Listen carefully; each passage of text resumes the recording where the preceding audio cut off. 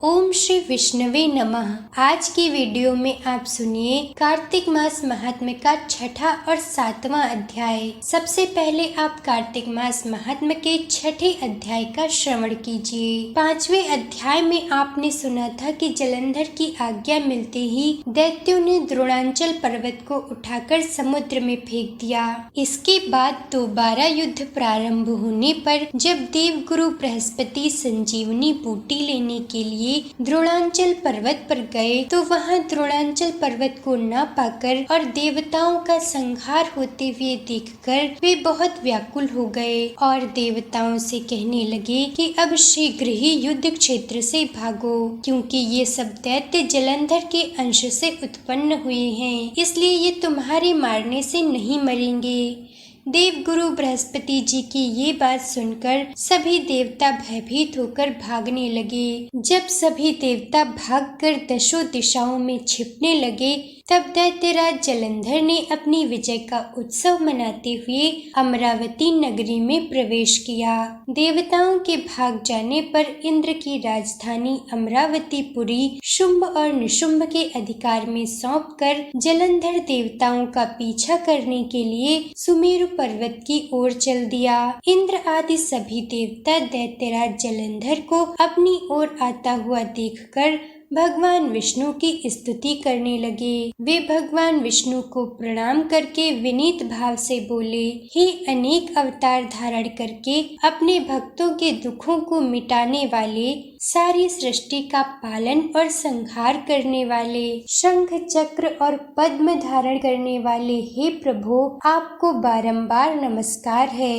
जलंधर नामक दैत्य से पीड़ित होकर हे देवताओं के कष्ट हरने वाले, हम सब आपको प्रणाम करते हैं। देवर्षि नारद कहते हैं, हे राजा पृथु, भगवान देवताओं के दुखों को देखकर और उनकी स्तुति सुनकर शीघ्रता से उठकर गरुड़ पर बैठकर जाने लगे। तब उस समय माता लक्ष्मी ने पूछा कि हे प्रभु, आप कहाँ जा रहे हैं? भगवान विष्णु ने उत्तर दिया कि तुम्हारे भाई जलंधर के भय से भयभीत तथा पीड़ित हुए देवताओं की सहायता करने के लिए मैं जा रहा हूँ। भगवान विष्णु की बात सुनकर माता लक्ष्मी ने कहा कि मैं तो आपकी परम प्रिया हूँ, फिर आप मेरे भाई को कैसे मार सकते हैं? भगवान ने कहा, देवी, शंकर जी से उत्पन्न और ब्रह्मा जी के वरदान के कारण हम जलंधर को कदापि नहीं मारेंगे। लक्ष्मी जी को इस प्रकार समझाकर भगवान विष्णु जलंधर से युद्ध करने के लिए युद्ध भूमि में पहुंच गए। उस समय बहुत से दैत्य गरुड़ के वेग से ही मारे गए। ये देखकर जलंधर को अत्यधिक क्रोध आ गया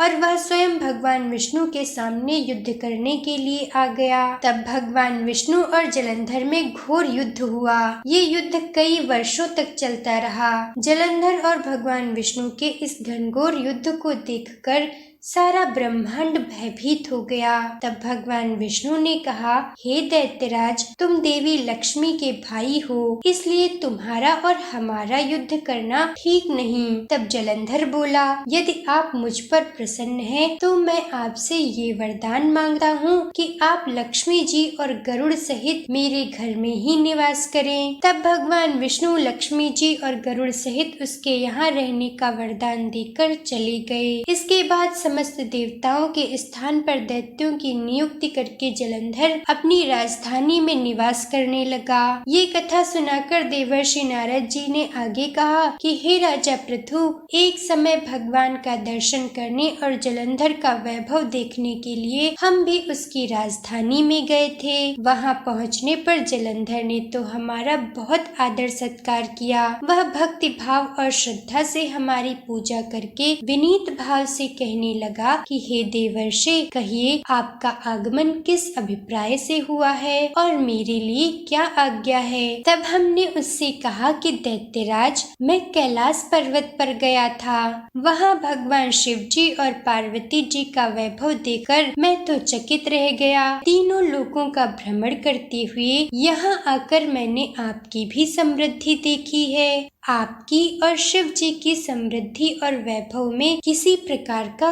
कोई अंतर मुझे नजर नहीं आता, परंतु तुम्हारा वैभव स्त्री रहित है। कामदेव के शत्रु भस्म रमाने वाले शिव जी के पास स्त्री रत्न के रूप में देवी पार्वती जी हैं। यद्यपि तुम्हारे पास भी अनेक सुंदर स्त्रियां हैं, परंतु उनमें से किसी एक की भी तुलना पार्वती जी से कदापि नहीं की जा सकती। इसलिए सुंदर स्त्री से रहित तुम्हारा यह वैभव देखकर यही निश्चित हुआ कि शिव जी के समान सारे ब्रह्मांड में किसी का वैभव नहीं है। नारद जी कहते हैं, हे राजा पृथु, मैं इतना कहकर वहाँ से चला आया, परंतु पार्वती जी की अपूर्व सुंदरता की बात सुनकर जलंधर कामदेव के ज्वर से पीड़ित हो गया। वास्तव में भगवान की इच्छा से ही देवर्षि नारद जलंधर के पास भगवान का संदेश लेकर गए थे। देवर्षि के चले जाने के बाद जलंधर ने उसी समय राहु को बुलाकर कहा कि तुम अभी कैलाश पर्वत पर जाकर शिव को हमारी आज्ञा सुनाओ। तुम शिव से कहना कि 3 लोक के नाथ और रत्नों के स्वामी जलंधर के होते हुए शमशानवासी और नरमुंडों की माला धारण करने वाले जटाजूटधारी अवधूत के पास पार्वती जैसी परम सुंदर स्त्री शोभा नहीं पाती। तीनों लोकों का स्वामी होने के कारण सभी रत्नों पर मेरा अधिकार है। पार्वती स्त्रियों में रत्न है, अतः वह मेरे पास ही शोभित हो सकती है। इस प्रकार दैत्यराज जलंधर की आज्ञा पाकर राहु उसी समय चंद्रमा के समान उज्जवल कैलाश पर्वत पर जा पहुंचा और उसने वहां पहुंचते ही अपनी भयानक दृष्टि से कैलाश पर्वत को काला कर दिया। तब भगवान शिव के द्वारपाल नंदी द्वारा उपस्थित किए जाने पर राहु ने दैत्यराज जलंधर की सारी आज्ञा सुना दी। राहु की ये बात सुनते ही भगवान शिव की दोनों भ्रकुटियां कमान के समान क्रोध से तन गईं। तब उनकी भौं से एक अति भयंकर और सिंह के समान मुंह वाला पुरुष उत्पन्न हुआ। उत्पन्न होते ही वह भयंकर पुरुष विकराल मुख फैलाकर राहु को खा जाने के लिए आगे बढ़ा। तब राहु भयभीत होकर बोला, हे देवाधिदेव महादेव, मैं तो दूत के रूप में यहाँ आया हूँ, इसलिए आप कृपा करके मुझे मत मारिए। राहु की ये बात सुनते ही भगवान शिव ने उसे आकाश में फेंक दिया। शिव जी के द्वारा फेंका हुआ राहु बर्बर देश में जाकर गिर गया।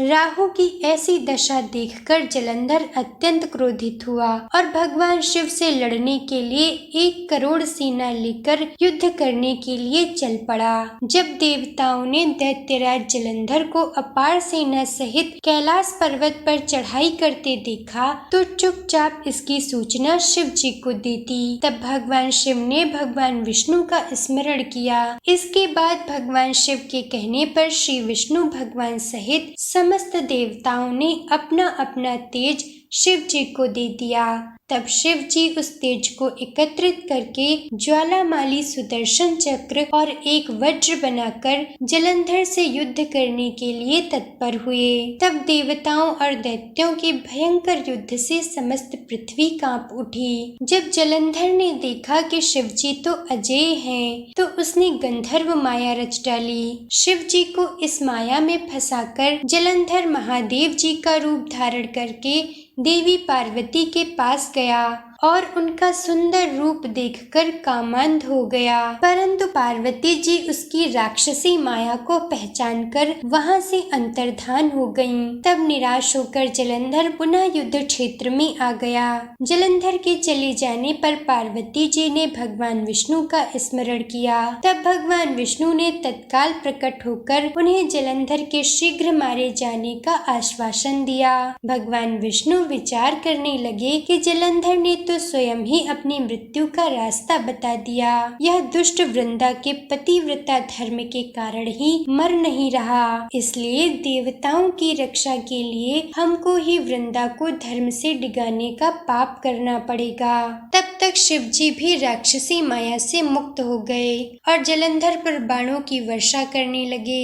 इस प्रकार कार्तिक मास महात्म्य का छठा अध्याय पूरा हुआ। प्रेम से बोलिए लक्ष्मी नारायण भगवान की जय। अब आप सुनिए कार्तिक मास महात्म्य का 7वां अध्याय। इधर भगवान शिव और जलंधर के बीच भयंकर युद्ध हो रहा था।